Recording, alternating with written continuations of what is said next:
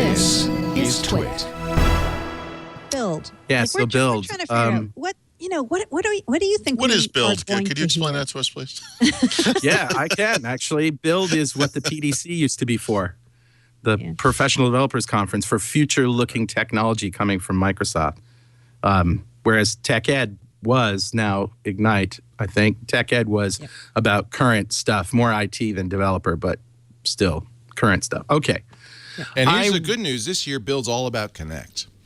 Yeah. I'm so excited. Yeah, in a lot of ways, there's a big, with HoloLens and stuff from the Connect team. Joking. Well, you're right, though. I mean, HoloLens is the HoloLens Connect is team. exciting. I want HoloLens. Yeah. Yeah. Good stuff. Yeah. Well, I think that it's very likely that we're going to see more cross-platform stuff announcements at Build. Here's why I deduce this, and it's just my opinion. That, in November last year, Microsoft announced the .NET Core framework being open sourced, powers web apps using ASP.NET libraries, going to be open sourced on Windows, Linux, and Mac OS. What does that mean? That means clearly something's up in the cross-plat.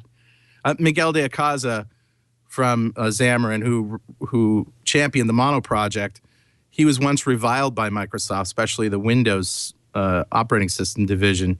He's one of the 3 directors now of the .NET Foundation, which is an independent organization that exists to foster open development and collaboration around the Microsoft .NET developer framework. So in an interview with him in the Register last November when this announcement came out, I think you can see it at tinyurl.com/Miguel on .NET, D-O-T-N-E-T.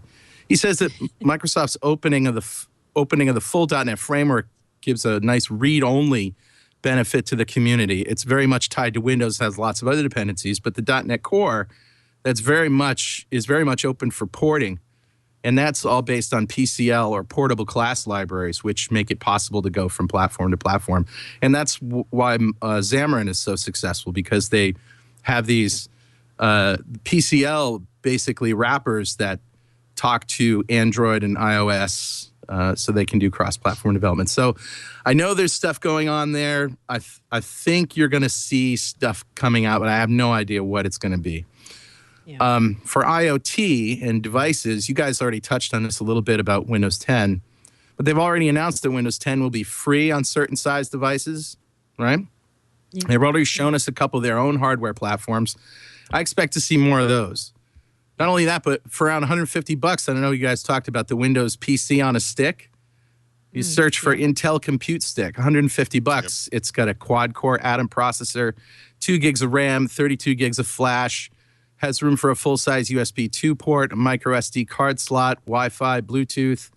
Graphics and audio are also built in. It basically is a stick with an HDMI plug, like a Chromecast or something, but it's a full PC. So I think that... and just to put that into context, Google and Asus are teaming up on a sub $100 dongle called ChromeBit that's due out this summer, and that promises to turn a TV or monitor into a Chrome OS-based computer. So it says a lot about where Microsoft wants to take Windows, I think, that all these small devices in the IoT store, I think that's going to be a really big one at Build. What do you guys both think the giveaway is going to be at Build? Like, what's your guess that, there's always something... I have a wish. Good. Okay. Yeah, is the HoloLens the wish? Oh, of course, that's the wish. That's not ready.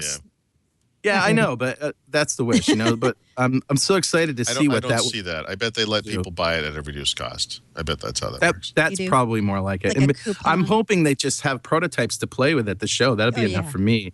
I think that's important. Yeah. Yep, I bet they will. Yeah. I bet they give away Surface 3. Yeah, Surface they should give away the Surface 3. That would be great. Have you guys talked about the Surface 3? Mm-hmm. We have on other shows, yeah. Yeah. It's like a $400 baseline price Surface. But for me, I need the pen and I need Wi-Fi and I need more storage and stuff. So by the time I got done speccing one out for me, it was like $900, I know. $1,000, which is still better. Yeah, it's still better. But Oh, and as far as HoloLens, though, I did hear from someone close to the project that the experience of HoloLens for real is pretty much exactly like what you see in those videos. Those videos weren't doctored in any way. Yeah, we got to try HoloLens. Yeah, we did use it. Paul and I did. Yeah. Oh, great. back in January. Yeah, it is. And I went in almost not mocking it, but just expecting it to be terrible, and walked out a true believer. Like it's actually really pretty amazing. Yeah. Yeah, I'm very it should excited be about good. that. Yeah. Me and It's my funny, guys not at much was leaked. yeah, Leo's they've been looking pretty through a about box of animal crackers. Hey, but it works.